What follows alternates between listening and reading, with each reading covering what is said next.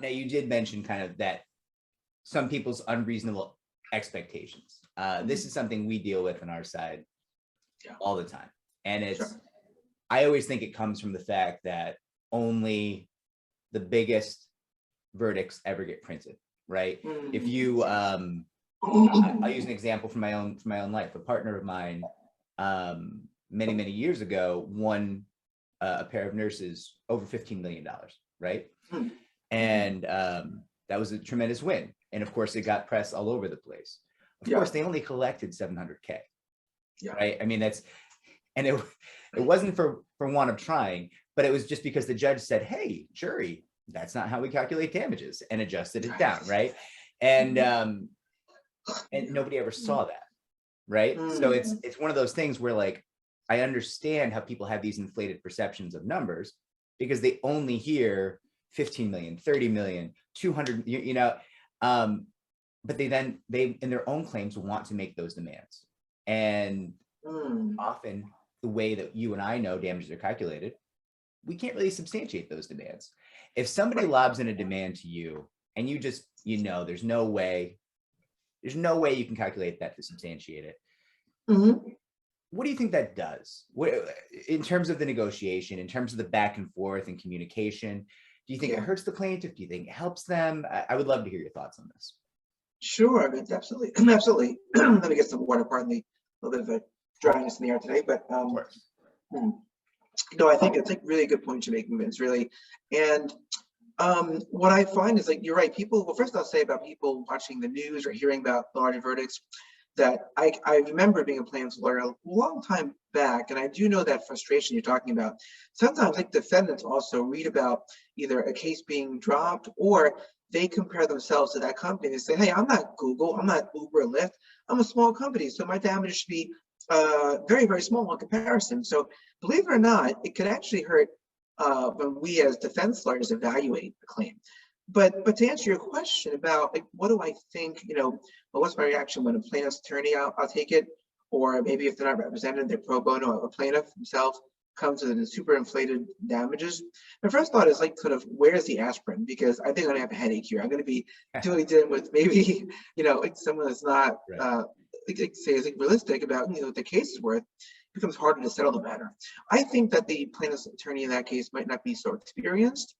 I'd have to wonder. So, for example, I had a case a couple of years back, and first time with this plaintiff's attorney, never quite met them before. I'm not going to mention names. It's a small, small industry, but I was looking at the damage, what it might be, and I could see some liability issues for sure.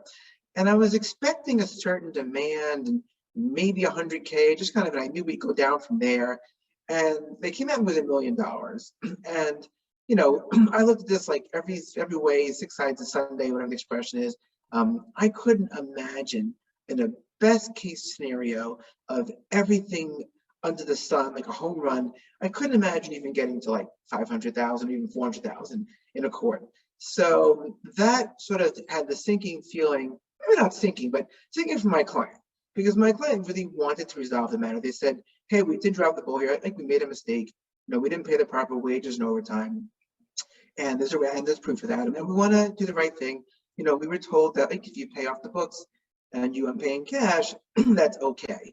I'm not sure who told them that, and it's not an excuse. As we all know, ignorance is no excuse for the law. People watching today, any one of you who's been driving, pulled over by a police officer, maybe upstate or somewhere driving, you can't say, I didn't know this speed limit changed. So same thing with the employers. You can't just say I didn't know about, that paying cash is not. But I would say, like, hearing about, so if you have clients who are telling you, hey, Vince, we should ask for $1 million and they'll come down from there, it actually hurts your case, because I'm much less likely to take you seriously and take what you say seriously. And maybe even, you may come back then have to really cut your demand into like a third of that. And now I'm starting to wonder, do you know what your case is worth? So that's my thought on that, Does that make sense, kind of, from your perspective? Certainly it makes sense to me. I mean, it's always one of these things where you're trying to educate, trying to share how these things are calculated, and, kind of dealing some basic concepts like, hey, if we're being honest, we'll never win this much at trial. Yeah. So why would the other side be responsive when we make a demand we could never win? That's far worse than the worst case scenario. If they embrace trial and all the risk of trial, in which they may win, right? It just doesn't make sense.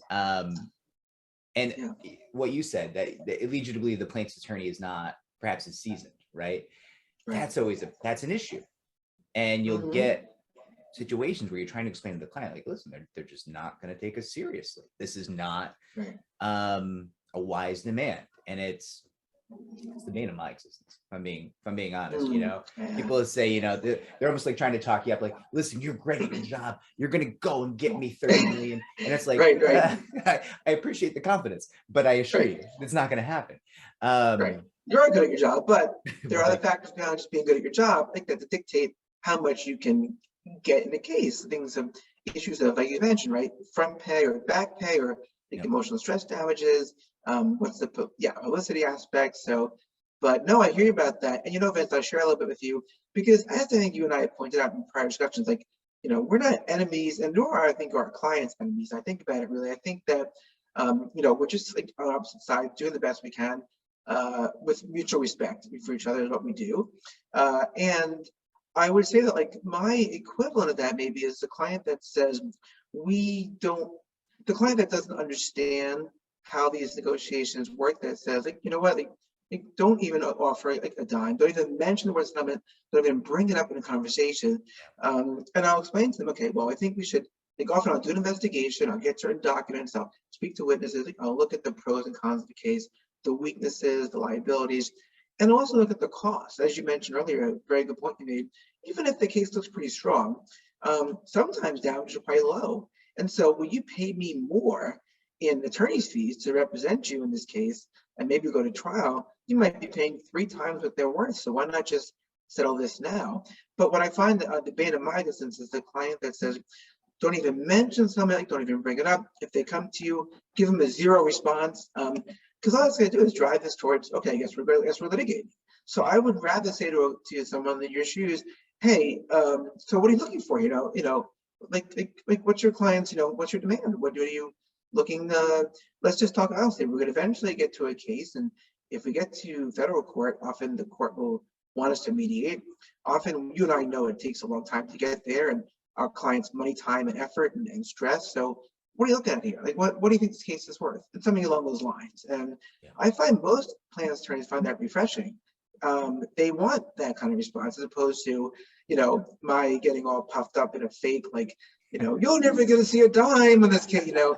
And I remember, you know, hearing that years ago and saying, okay, maybe you're wrong about that. So, yeah. I certainly, I can think off the top of my head of a few defense attorneys who who take that "you'll never see a dime" stance. And it's like, sir, sir, we've been doing this for 10 years now. How many times have you said that? Of those times, how many times did you pay? Like, it's, you know, it's just a little bit silly at that point. I couldn't agree more. Good point. Really couldn't.